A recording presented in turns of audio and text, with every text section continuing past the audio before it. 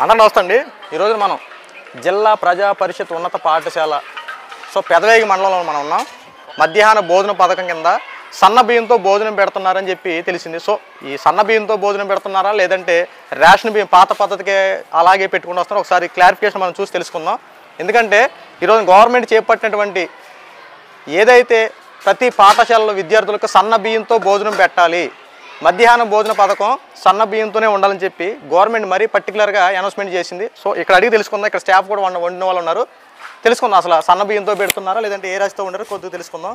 అమ్మ నమస్తే. అమ్మ మీ పేరు? తెలియజేయమండి. సరే అమ్మ, ఇప్పుడు భోజనం వండారు కదా, ఈరోజు ఏంటి వెరైటీస్ ఏంటి? ఈరోజు బిర్యానీ అండి. బిర్యానీ ఏది వస్తారు తీయండి. ఓకే, చూసారు కదా ఎంత క్వాలిటీగా ఉందో. ఏదైతే సన్న బియ్యం అమ్మ, మొత్తం సన్న బియ్యం అండి. సన్న బియ్యం ఏంటి దీంతో పాటు ఇంకా ఏంటి కాంబినేషన్? బంగాళదుంప కూరమ అండి. బంగాళదుంప కూరమ.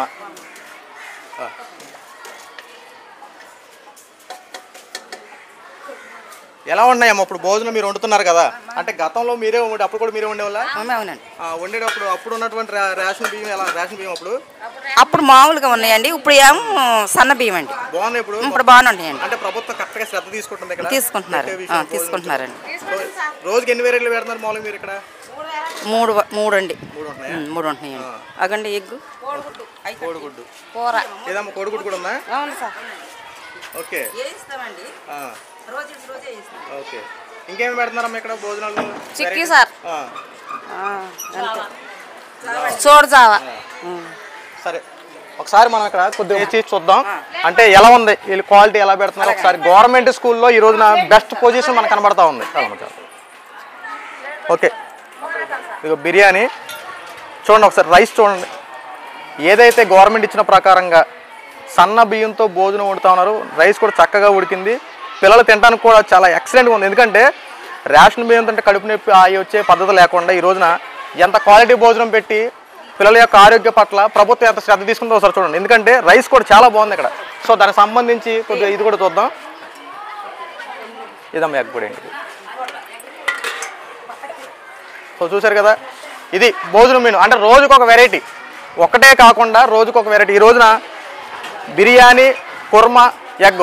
రేపు ఇంకొక వెరైటీ. అలాగా 7 రోజులు 6 రోజులు స్కూల్ ఉన్న రోజులు ప్రతిరోజు ఒక్కొక్క వెరైటీ ఉంటుంది. ఒకసారి టేస్ట్ చేసి చూద్దాం ఎలా ఉందో, ఫెసిలిటీ చూద్దాం.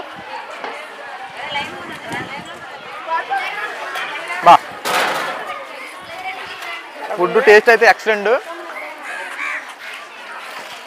మనం ఇంట్లో ఎలాగైతే వండుకొని తింటాం సేమ్ అలాంటి రకంగా నీరు భోజనం ఉంది. చాలా ఎక్సలెంట్ అనమాట. గుడ్డు కూడా ఒకసారి చూద్దాం. గుడ్డు కూడా బాగా ఉడకనిచ్చి, అంటే ఎటువంటి చూసారు ఎంత ఉడికిచ్చే కరెక్ట్గా పెడతా ఉన్నారు. ఒకరోజు మాత్రం పెట్టి రేపు ఆపేస్తున్నారా? Daily మారుస్తున్నారా food? అంతా బాగున్నాయా?